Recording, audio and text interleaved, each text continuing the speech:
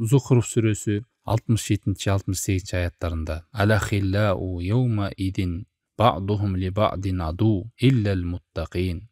Достор, жакындар бири-бирине ал күндө душман болушат, тек гана таквалардан башкасы. Я ибади ла хауфун алейкумул яума ва ла антум тахзанун. О кулдарым, бүгүн силерге коркуу да жок, силер кайгы капада болбойсуңар деген аят бар. Имам Ибн Жарир ат-Табари рахимахулло ушул аятка тафсиринде мындай дейт: досмун, жакынмын, тууганмын дегендер кыямат күнүндө булар бул дүйнөдөгү кылган күнөөлөр үчүн акыретте алар бири-бирине душман болушат, бири-биринен качышат, танышат. Себеби ар кими бул дүйнөдө кылган күнөөлөрү аркылуу бири-бирин көргөндө булар душман тутат.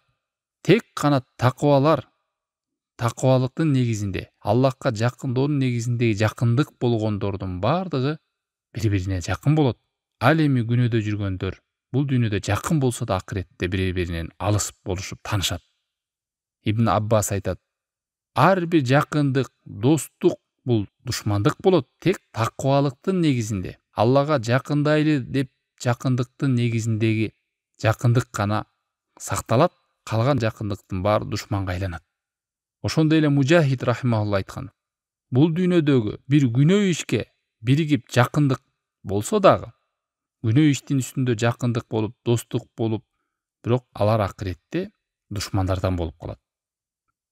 Күнөө иште жүрүп бул дүйнөдө ортобуздар ойлонбойт, биз жакынбыз, көз жумабыз, кечиришебиз деп бир туура эмес иштин үстүндө жүрүп деле бири-бирин коргоп жүрсө дагы, дос болуп жүрсө дагы, жакын болуп жүрсө дагы, бирок булар биринчилерден болуп кыяматка айында бири-бирине душман болот, бири-биринен танат, бири-бирин көргүсү келбейт, бири-биринен алыстайт. Тек гана ихластын негизинде, таквалыктын негизинде, Аллахтын ыраазылыгын көздөгөн ушундай жакшы ниеттин негизинде жакын болгондор булар кыяматка айында дагы жакын боло беришет.